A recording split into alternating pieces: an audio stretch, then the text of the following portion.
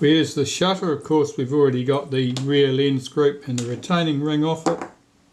There are no shims spacing it. The front lens group is only barely finger tight.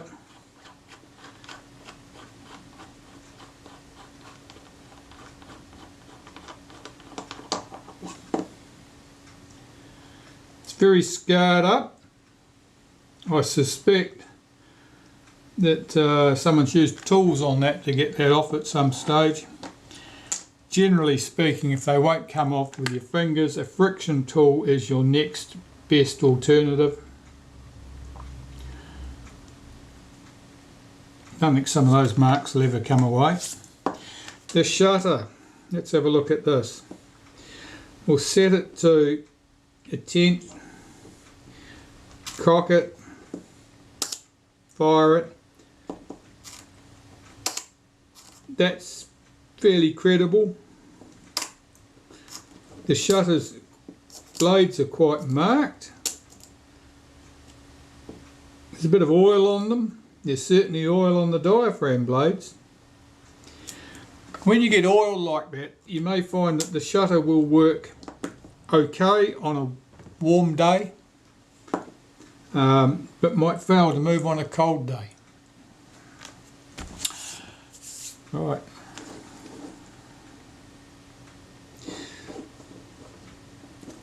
Any of these Compurs or Compur-Rapid shutters that have the T and the T on them, you don't need to cock the shutter to use B or T. In fact, you can't cock the shutter. You will break something if you try and cock the shutter. B and T do not require you to mechanically cock the shutter. That seems to work quite well, the B and T setting. It was a bit sticky on the T, it didn't want to release before and close again. Seems to go okay. The slowest speed is a second. It probably goes, let's find out. Yep, it's too quick. Right, let's have this apart. Get this up on my all-purpose block of wood so I can see it. Take one of the screws from the little Kodak emblem out of the way. Swing that to one side. Here's our lock screw, or it's a rivet actually, just rotate that. And you should be able to move this ring round to where it will come on, reach the right point in the bayonet, and we can get this thing off. Yeah, it's a bit clogged up with filth, those slots. Yeah, that's wriggled it off. Very, very dirty in here. You can see the state of that. Old oil and grease. And in here, unhook the spring from the main lever, as that part's referred to.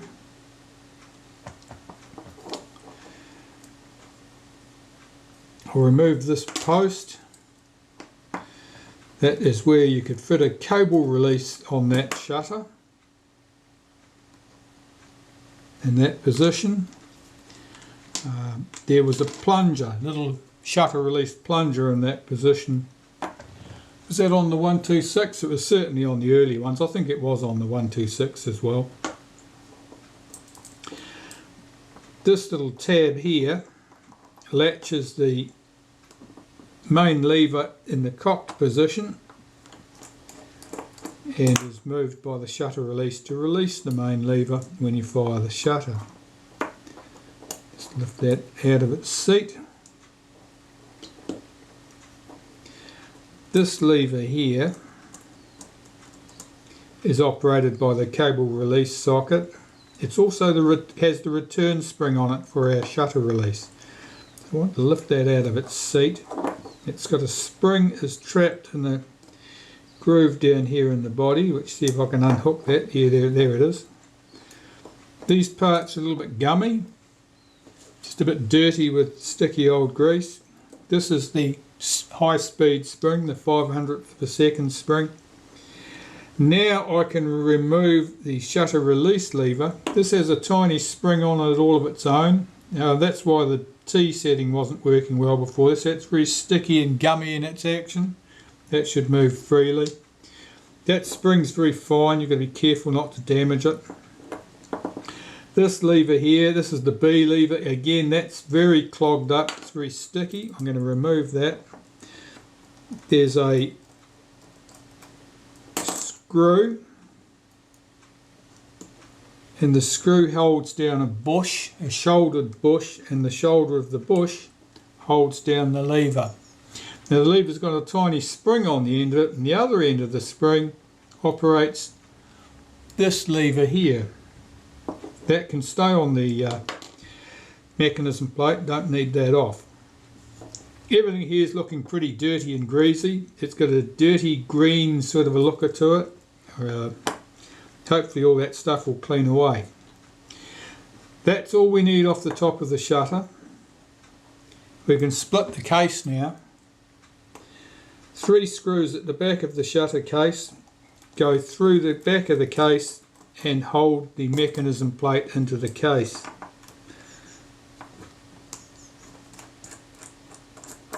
Those screws are all the same length.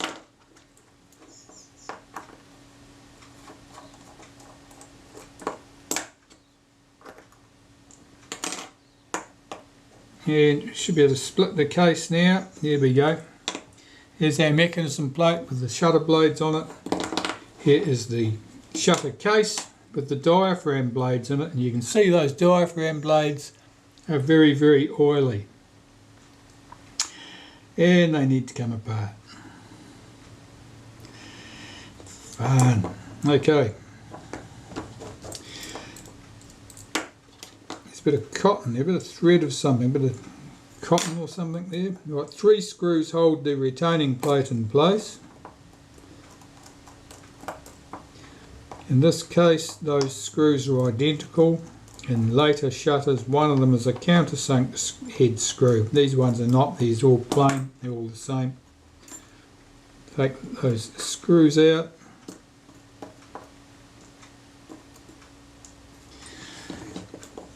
Tip out all the contents. And here we have their diaphragm blades, all greasy, and the retainer plate. Here's the moving ring, the moving plate that swings those blades in and out on their pivots, held with 2 screws to the aperture setting lever on the back of the shutter. So I'll just undo those screws, tip that out. You can see there's a bit of corrosion or dirt there, same on the other side. A lot of dirt here and a bit of dried grease, and the case is quite dirty. So the first thing to do is start cleaning the case. Everything revolves around that. So using some naphtha, I've swabbed the case inside and out to remove all traces of that old oil and grease, stuff that was put there intentionally and stuff that just got there by magic.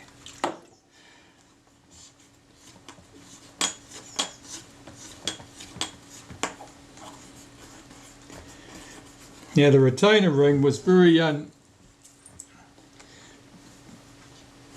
unenthusiastic about coming off the back of this shutter, so while I've got this in pieces, I will clean that thread very carefully, clean the retainer ring, and see if I can work out why that was so tight to come off.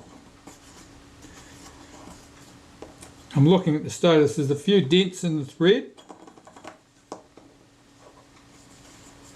That could be enough to cause problems.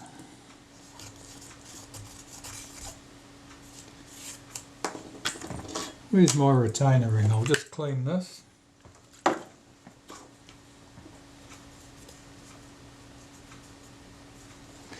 A retainer ring like this can get distorted where the tool engages in it. Sometimes it can get damaged there, and that will make a a tight spot effectively where it doesn't want to move. Yeah, that's got a bad feel to it.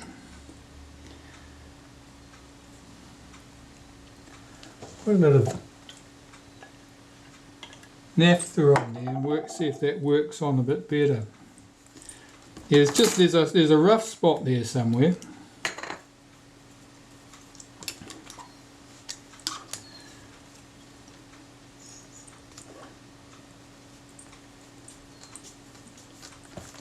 Yeah, it's very tight. It's right at the start of the thread, so it's probably on this aluminium housing. There's a tight spot.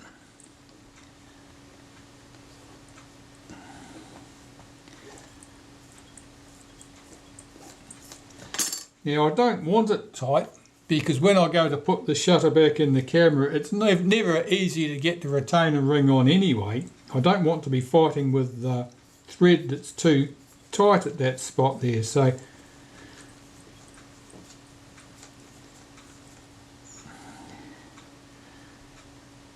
there are things we can do.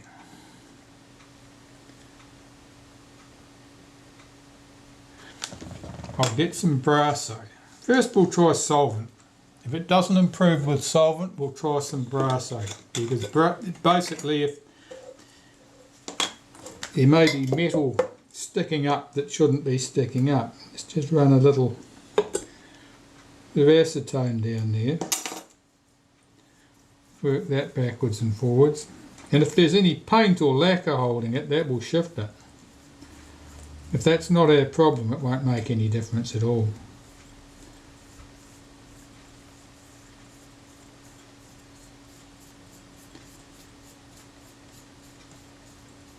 It seems a bit better. Let's try another drop.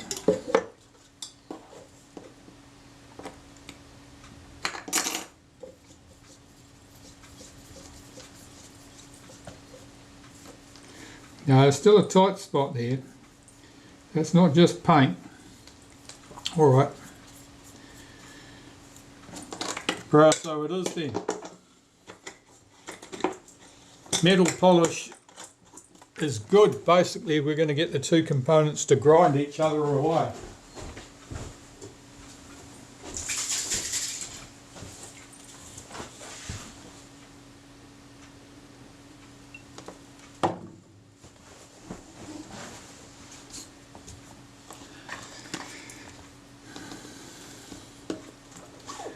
So I'll just put a little dab of that on the exposed thread there, on the aluminium. And then run that ring back off and run it backwards and forwards. And the high spots will polish each other down. There's certainly high spots.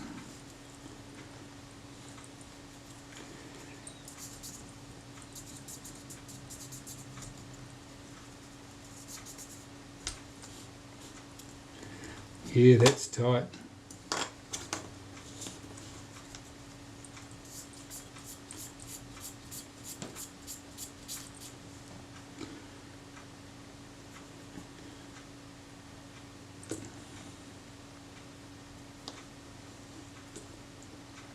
Yeah, the thread on this aluminium body, there's just a couple of rough spots there.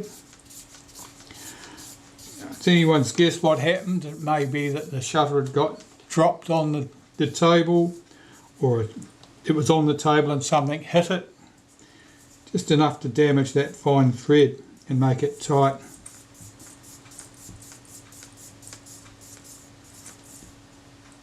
And I'll just work this backwards and forwards until that basically polishes those imperfections away. And then clean away all the brasso. And it'll probably be $1 million. Yeah, certainly still tight.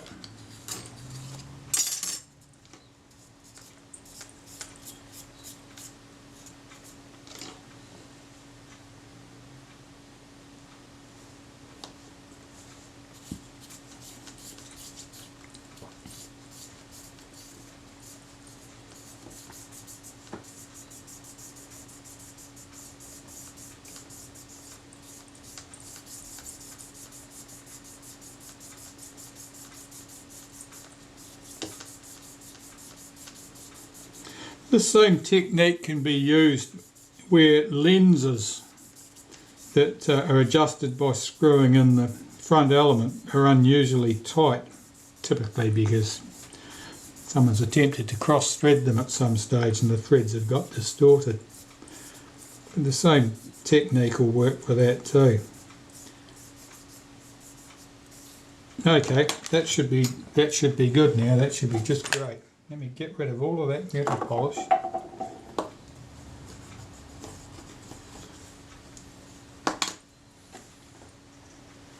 And try that retaining ring.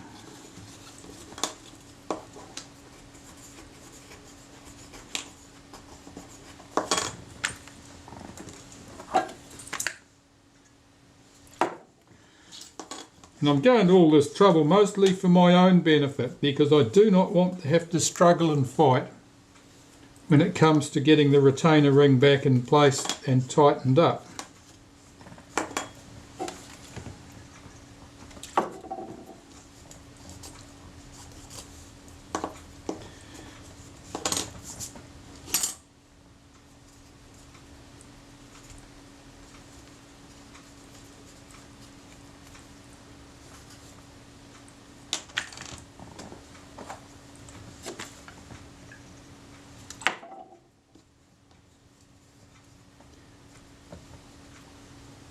This isn't so bad. Here we've got a brass retainer ring on an aluminium body, or an aluminium lens housing, shutter housing.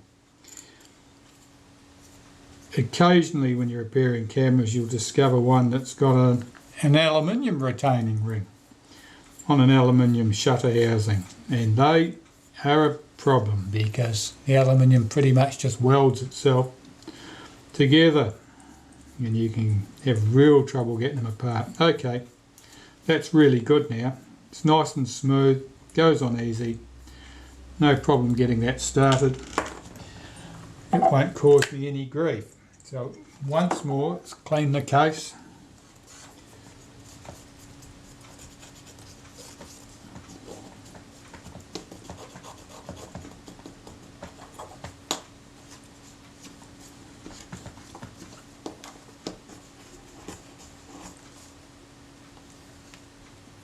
The internal thread here, of course, is where the rear lens group screws in. Okay, the case is good. Put that brass away, I won't be needing that. Oh, and then we're getting some serious cleaning. These parts are all very oily. This is the retaining plate.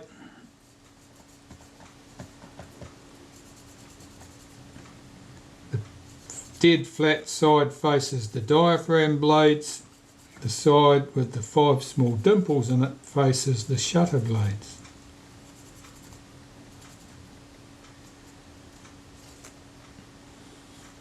That's not as oily as I expected. Right, I've got to clean these components.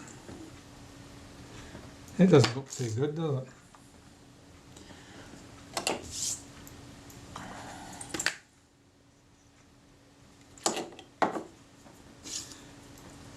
This is the moving ring that swings the diaphragm blades in or out as you adjust the aperture ring, aperture settings. And this is dirt here. Those marks, you can tell by the colour of that green mark, that's sort of corrosion rubbish as much as anything else.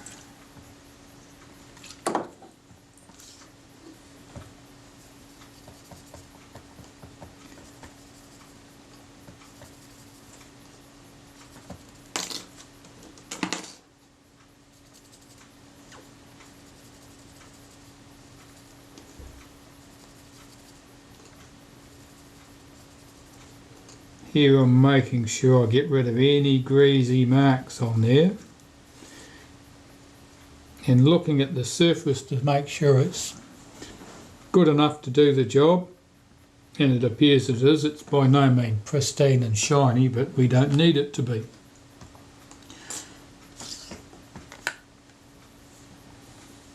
This piece is quite stained, but I don't see any problem with that.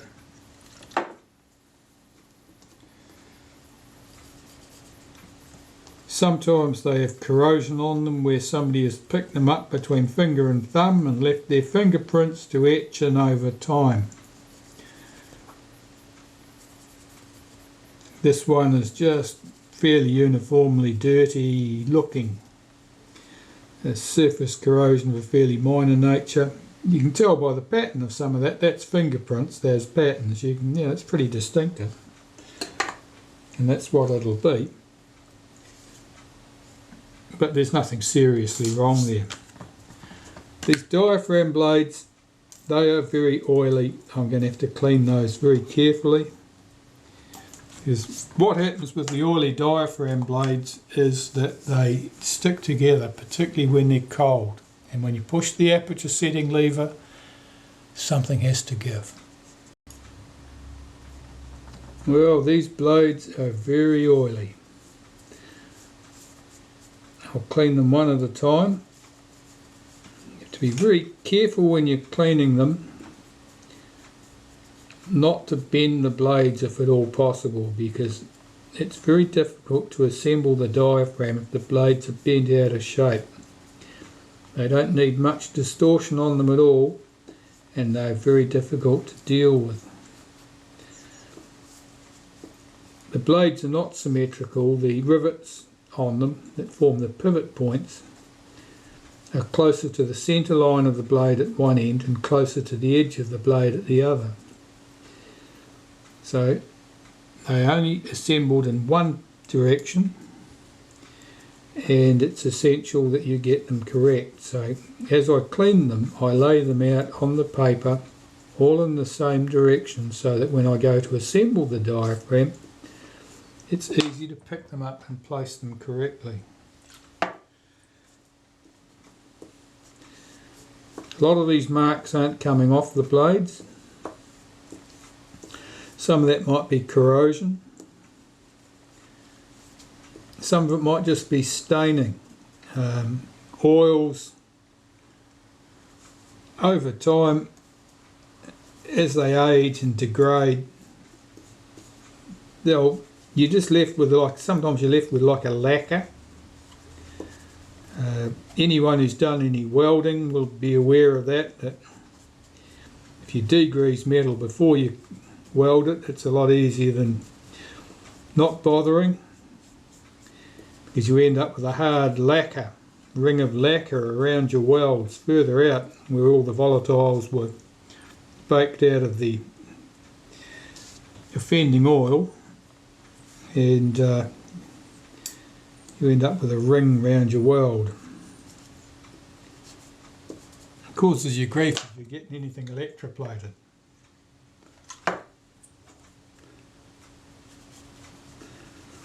It acts like a resist, the lacquer. If you're sending things out to get electrogalved, for example, if you don't degrease before you weld,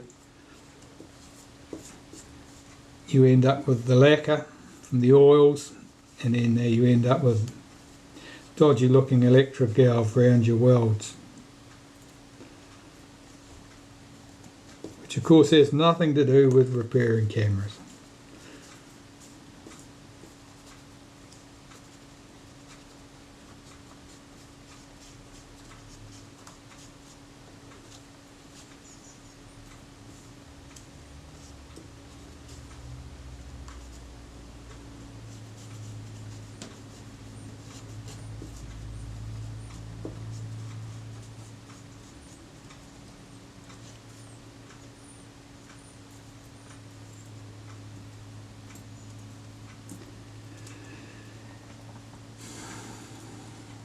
You can see I'm just about due to buy some new tweezers because all of my tweezers are worn out,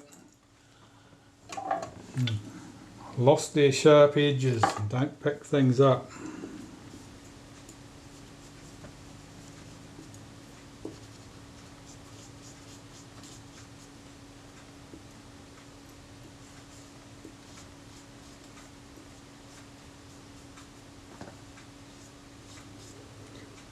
Yeah, the marks on those blades, there's surface corrosion visible there. You get a fine tracery on there. It's like branches of a tree.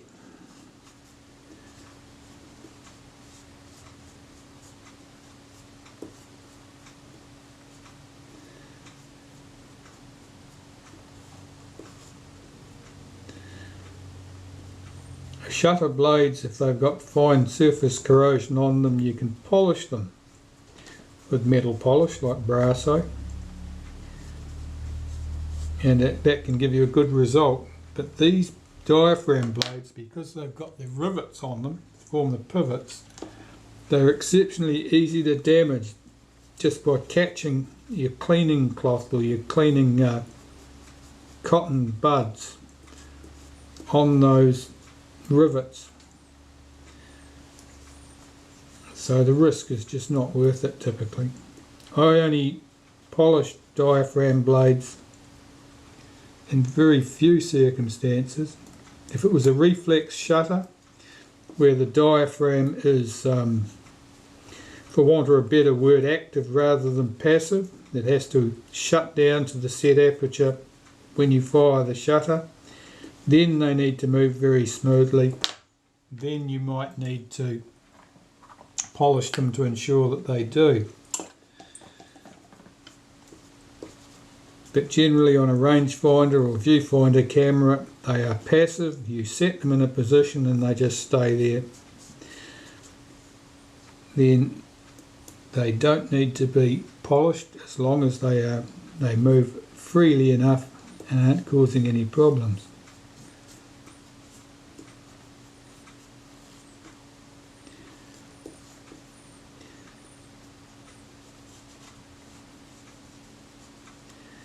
I think when I worked for Kodak years ago,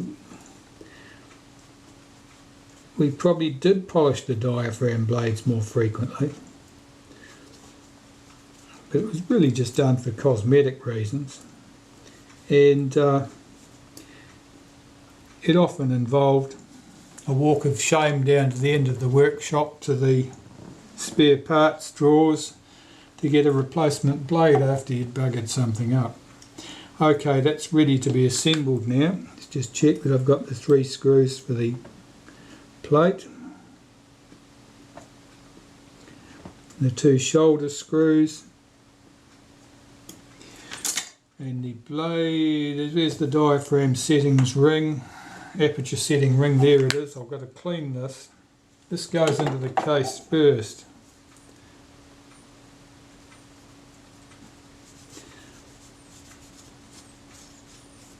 That's quite greasy.